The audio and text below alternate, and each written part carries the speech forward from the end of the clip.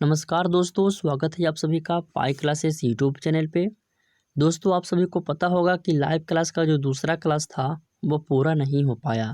इसलिए पूरा नहीं हुआ दोस्तों, क्योंकि नेटवर्क में काफ़ी ज़्यादा प्रॉब्लम हो रही थी। तो कोई बात नहीं दोस्तों, जितने भी प्रश्न हम लाइव क्लास में डिस्कस करते हैं वो सारे प्रश्न आपका इस वीडियो में शामिल किया गया है। उस सारे प्रश्न को डिस्कस हम इस वीडियो में करेंगे। तो आप इस वीडियो को शुरू से अंत तक देखिए। लाइव क्लास का ही आपका क्वेश्चन इस वीडियो में दिया गया है, तो आप सारे प्रश्न को याद रखें। जैसे कि बताया गया था कि पॉलिटेक्निक, आईटीआई और पैरामेडिकल, यह तीनों का बुक जो है उस तीनों बुक से आपका 10-10 प्रश्न शामिल किया गया है। तो आप इस वीडियो को शुरू से अंत तक देखिए। सारा प्रश्न आपका दोस्तों एग्जाम टाइप क्वेश्चन है। तो चलिए इस वीडियो को शुरू करते हैं। जल्दी से इस वीडियो को लाइक कर दीजिए। चैनल पर पहली बार आए हैं तो चैनल को भी सब्सक्राइब कर लें। देखिए, पहला प्रश्न आपका है कि ध्वनि तरंग का वेग सबसे अधिक होता है। किसमें ध्वनि तरंग का वेग जो है सबसे अधिक होता है? ठोस में, द्रव में, निर्वात में, गैस में? तो दोस्तों इसका सही आंसर ऑप्शन ए होगा, ठोस में। ध्वनि तरंग का वेग जो है वो सबसे अधिक ठोस में होता है, यानी इसका सही आंसर ऑप्शन ए होगा। चलिए इसके बाद अगला क्वेश्चन देखिए, क्वेश्चन नंबर 2। देखिए दूसरा क्वेश्चन क्या कर रहा है कि माइक्रोफोन का कार्य है। क्या कार्य है माइक्रोफोन का? तो दोस्तों माइक्रोफोन का कार्य है कि ध्वनि तरंगों को विद्युत तरंगों में बदलना। यही कार्य है माइक्रोफोन का। तो आंसर में याद रखिएगा कि माइक्रोफोन का कार्य है ध्वनि तरंगों को विद्युत तरंगों में बदलना। अगला क्वेश्चन देखिए, क्वेश्चन नंबर 3। देखिए क्वेश्चन नंबर 3 क्या कर रहा है कि विद्युत अपघटन में ऑक्सीकरण होता है। तो विद्युत अपघटन में जो ऑक्सीकरण होता है वो किस पर होता है? एनोड पर या फिर कैथोड पर या फिर दोनों पर होता है?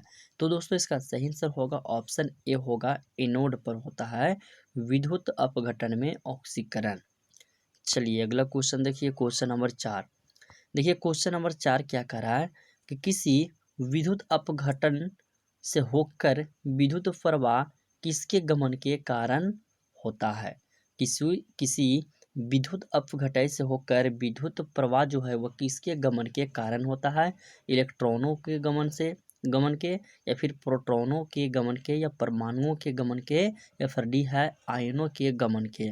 तो बताइए इसका सही आंसर क्या होगा? तो इसका सही आंसर हो जाएगा ऑप्शन डी हो जाएगा, आयनों के गमन के कारण। अगला क्वेश्चन देखिए, क्वेश्चन नंबर 5। क्वेश्चन नंबर 5 है कि एक विद्युत फ्यूज के लिए क्या असंगत है? बताइए कि एक विद्युत फ्यूज के लिए क्या असंगत है? ऑप्शन है विशिष्ट प्रतिरोध, बी है लंबाई, सी है त्रिज्या, डी है इनमें प्रवाहित धारा। तो विशिष्ट प्रतिरोध, लंबाई और इनमें प्रवाहित धारा यह असंगत नहीं बल्कि संगत है। तो त्रिज्या जो आपका हो जाएगा ऑप्शन क्वेश्चन नंबर 5 का, हाँ त्रिज्या जो हो जाएगा ये आपका संगत नहीं बल्कि असंगत है। ठीक है, तो इसका सही आंसर क्या हो जाएगा? ऑप्शन सी होगा क्वेश्चन नंबर 5 का। अगला क्वेश्चन देखिए, क्वेश्चन नंबर 6। क्वेश्चन नंबर 6 में है कि निम्नलिखित में से कौन सी विद्युत चुंबकीय तरंग नहीं है? ऑप्शन दिया गया है रेडियो तरंग, अवरक्त तरंग, ध्वनि तरंग या प्रवेगनी तरंग। बताइए कि इनमें से कौन जो है कि विद्युत चुंबकीय तरंग नहीं है? तो इसका सही आंसर ऑप्शन सी होगा, ध्वनि तरंग जो है यह विद्युत चुंबकीय तरंग नहीं है। चलिए अगला क्वेश्चन देखिए, क्वेश्चन नंबर 7। क्वेश्चन नंबर 7 है कि विद्युत चुंबकीय विकिरण जिसका उपयोग एक प्रभावशाली निर्गमक का रूप में होता है वह कौन किरण है? विद्युत चुंबकीय विकिरण का जो उपयोग होता है वह कौन सा किरण है जिसे प्रभावशाली निर्गमक के रूप में होता है? इसका सही आंसर होगा क्वेश्चन नंबर 7 का, प्रवैगिनिक किरणें का उपयोग। ठीक है, किस किरण का? तो प्रवैगिनिक किरणें का उपयोग प्रभावशाली निर्गमक रूप में होता है। चलिए इसके बाद अगला क्वेश्चन देखते हैं, क्वेश्चन नंबर 8। देखिए क्वेश्चन नंबर 8 है कि विद्युत चुंबकीय तरंगे है। तो बताइए कि विद्युत चुंबकीय तरंगे जो है वह कैसा तरंग है? तो विद्युत चुंबकीय तरंग जो है यह अनुप्रस्थ तरंग है। कैसा तरंग है? अनुप्रस्थ तरंग, यानी इसका सही आंसर ऑप्शन डी होगा। अगला क्वेश्चन देखते हैं, क्वेश्चन नंबर 9। देखिए क्वेश्चन नंबर 9 काफ़ी ही महत्वपूर्ण यह प्रश्न है और एग्जाम में पूछा गया प्रश्न है कि गैस लेजर में किन गैसों के मिश्रण का उपयोग किया जाता है? गैस लेजर जो होता है वह लेजर में किन गैसों का मिश्रण का उपयोग किया जाता है, ये आपसे पूछा गया है। तो गैस लेजर में हीलियम और नियॉन गैसों का मिश्रण का उपयोग किया जाता है। तो इसका सही आंसर क्या हो जाएगा, ऑप्शन डी होगा, हीलियम और नियॉन गैसों का मिश्रण। चलिए इसका बाद अगला क्वेश्चन देखिए, क्वेश्चन नंबर 10 में कह रहा है कि एक व्यक्ति रत्नों के ढेर से वास्तविक और कृत्रिम रत्नों को अलग करना चाहता है तो उस किस विकिरण का उपयोग करना चाहिए। उस व्यक्ति को किस विकिरण का उपयोग करना चाहिए, पराबैंगनी किरणें, अवरक्त किरणें, एक्स किरणें या लेजर प्रकाश। तो क्वेश्चन नंबर 10 का सही आंसर ऑप्शन डी होगा, लेजर प्रकाश का उस व्यक्ति का उपयोग करना चाहिए। चलिए इसके बाद अगला क्वेश्चन देखिए, 11 नंबर क्वेश्चन कि किस विकिरण का वेग प्रकाश से कम होता है। बताइए कि किस विकिरण का जो वेग होता है वो प्रकाश से कम होता है, अल्फा किरणें, गामा किरणें, पराबैंगनी किरणें या फिर एक्स किरणें। तो क्वेश्चन नंबर 11 का सही आंसर होगा अल्फा किरणें, ऑप्शन ए होगा अल्फा किरणें। चलिए इसके बाद अगला क्वेश्चन देखिए, क्वेश्चन नंबर 12 कि किसी विद्यालय के पास स्वसंचालित यातायात सिग्नल को लगाया जाता है, यह सिग्नल किस सिद्धांत पर कार्य करता है। देखिए स्वसंचालित जो यातायात सिग्नल होता है ना, जैसे यह स्कूल है, स्कूल के पास देखते हैं सिग्नल होता है रेड कलर और ये पीला कलर का, ठीक है।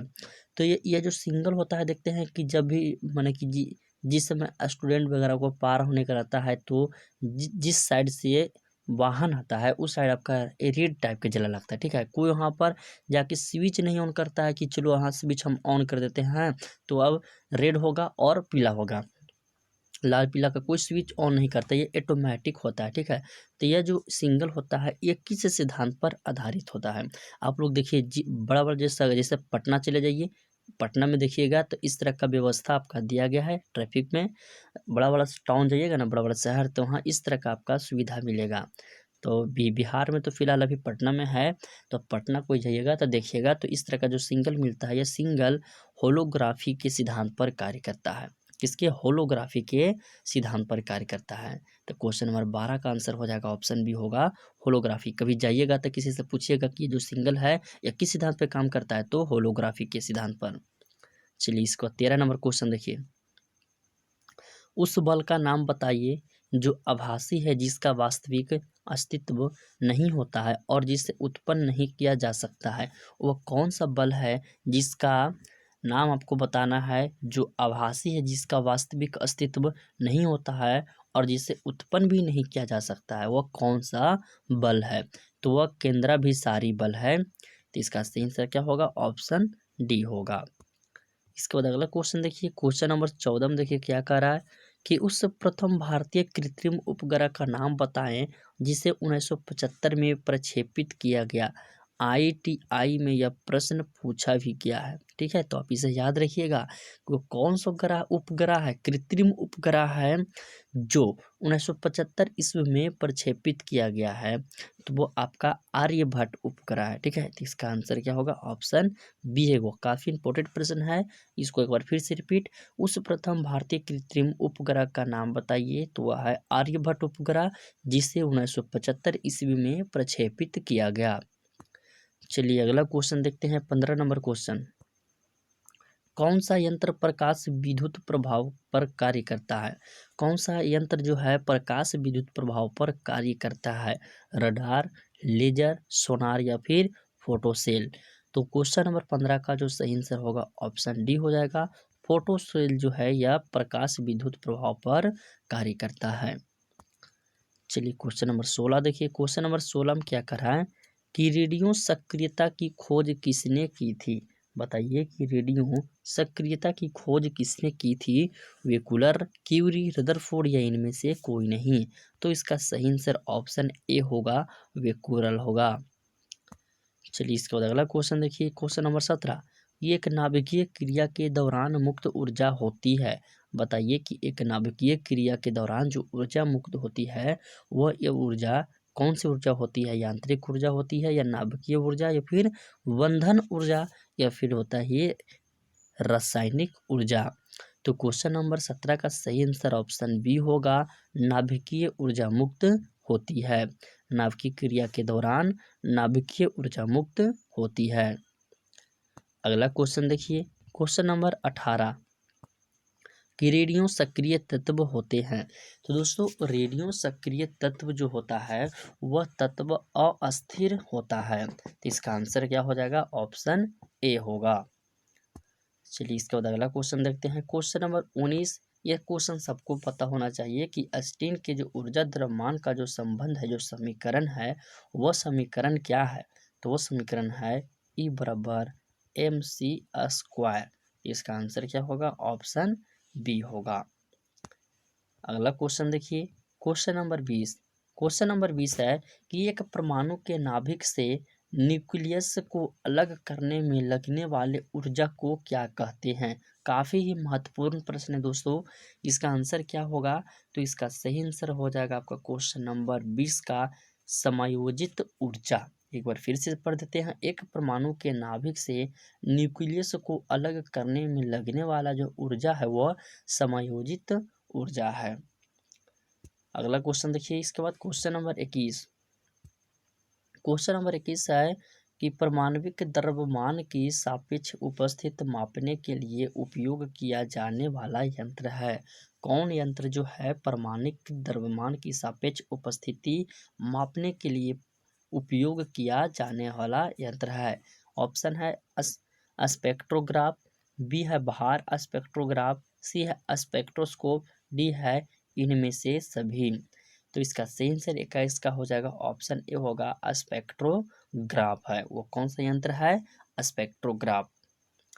चलिए इसके बाद क्वेश्चन नंबर 22 देखिए। क्वेश्चन नंबर 22 आपका आइंस्टीन का जो समीकरण है E बराबर mc², इसमें से सी जो है यह किसका संकेत करता है। तो सी जो है यह प्रकाश की चाल का संकेत करता है। तो इसका आंसर हो जाएगा ऑप्शन ए होगा।